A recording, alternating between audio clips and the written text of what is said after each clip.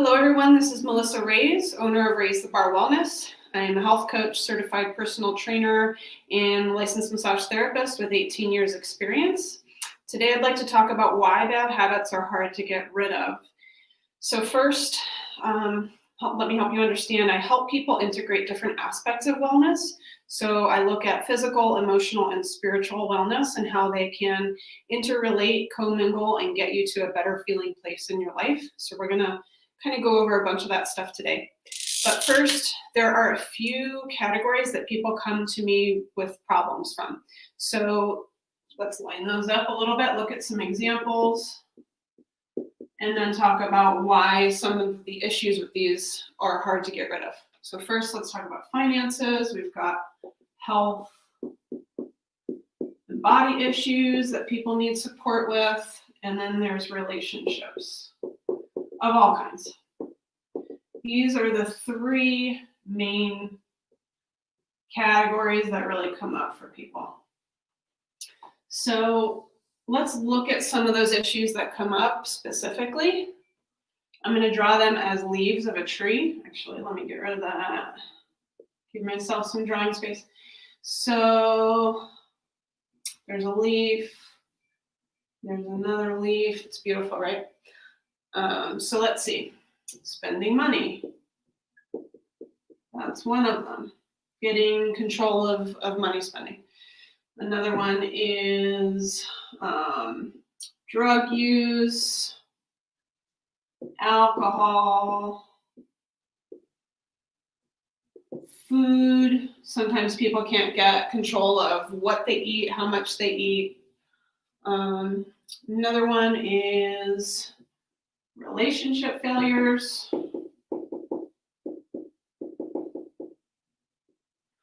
I've got a little list here. Compulsive habits.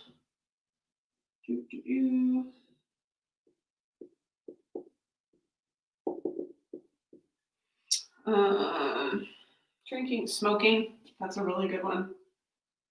Smoking comes up often. These are all habits that come up for people, and they have a hard time getting rid of them for good. These are things that come back. Maybe a person could get rid of it and then it keeps coming back. So the way that I deal with these things is, so I look at, let's see, we've got roots. So here's our tree. So these leaves are kind of the issues, right, that come up that people come in for help with. So they'll mention these things specifically to me. I can't get control of my alcohol consumption. I can't get my diet right or my exercise. I keep failing at relationships or having relationships that are not healthy. I keep spending money, So they're looking at the top of the tree, right? These are issues that come up that are kind of in your face. You feel them. You feel the impact of them in your lives. You're aware of them being an issue. And so usually people stop here. They look at the top of the tree. But the way that I deal with the issues with people is that I go deeper. Okay, I consider this what shows, what grows, and what gets out of control, right? But under here, so we have if you can't tell, this is the trunk of the tree. So here we have your identity, okay? So your identity is the tree of your life. This is what you grow on. This is what you grow from, right? And what feeds your identity, the roots, if you can't tell, then these are roots, believe it or not. So down here, we've got family of origin.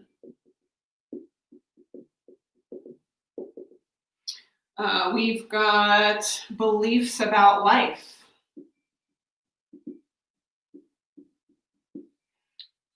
Hopefully you guys can read these.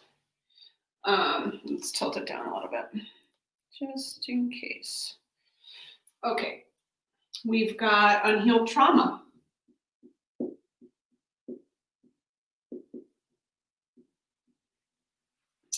And I also like to put thoughts down here. So habitual thoughts, these are things that were maybe fueled by family of origin, old memories. things that people told us that we believed, unhealed trauma, but I think thoughts are right down at the root. And perpetual thoughts, whether they're healthy or unhealthy, help create your identity. So we're going to put thoughts down here.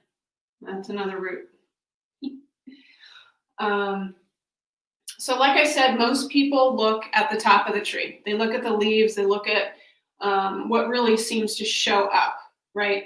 But what I deal with is I deal with identity with people. How does your identity fuel your choices? Your choices don't just happen. We don't make choices just out of the blue. We make choices that connect in to beliefs that we have, to memories that we have, to things that we think fit who we are, okay? And those can be positive or negative. They can be helpful or not helpful. They can build you up or break you down. So in your identity, you've got the true self that you are. And sometimes we feel like we want to be this person. The true self is often really what we wish that we could bring out into the leaves of the tree. The false identity, this comes up in addiction recovery, right? If you've ever dealt with that, then false identity will come up. This is often the person that parts of you that you kind of feel disappointed by, or you wish that you didn't repeat, or that you could change, right? These are things that maybe you feel bad about. It drags you down. And the false identity often comes out in the leaves of the tree.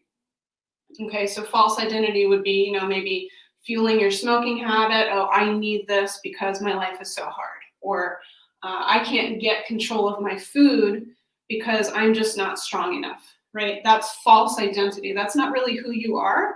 That's a false belief based on maybe some memories, or based on, some thoughts that are in your mind that you don't even know that you have anymore, that are based on negative messaging from childhood or the past.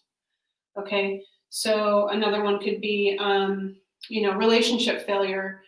Because everyone in my family has always failed at relationships, I'm going to also. See, so that's false identity.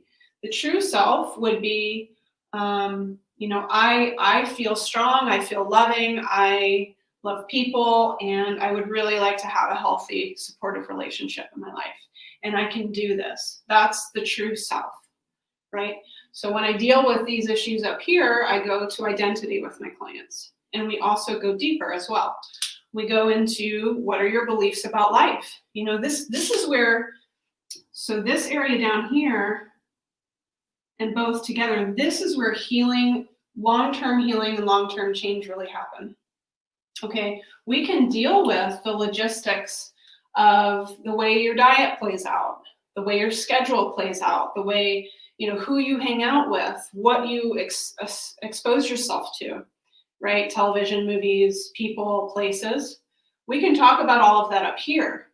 But if we don't talk about your identity, and if we don't talk about what you believe you are and where your identity comes from, some of these I call these surface habits, some of these won't necessarily go away forever. You'll still be feeding these old habits with your beliefs and your thoughts. That stem from family of origin, they stem from unhealed trauma, they stem from thoughts, like old thoughts that have been around forever that you don't even realize you have. So the leaves of the tree, that's what I call the outcome of your issues. People think that drug use, smoking, overspending, not eating healthy, exercising, all the problems that come up with that, they think of that as the issue, but it's not. It's actually just the outcome of the issue, right? So why wouldn't we deal with the issue? That's the way that I look at it in the work and the health coaching that I do with people, is I say, let's deal with the real issue. Let's go deeper so that you can become empowered in the long term in your life and stop yo-yoing, stop feeling shameful because you just can't get some of these things together. And this is a process. It takes time, takes a lot of self-awareness. and it takes doing a lot of the things that I prescribe to my clients and my customers. But really, this is where I work.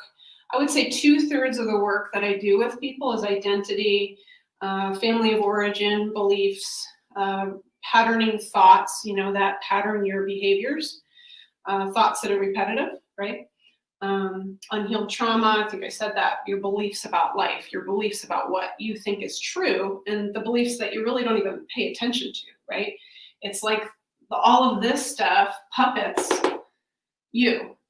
puppets your behaviors, your habits, the things that get out of control. And it's not all negative, but we deal with some of the negative stuff because that's usually what people want to shift, right? The stuff that drags you down, makes you feel unhealthy, unwell, low energy, feel bad about yourself. Those are the things that people come to me for.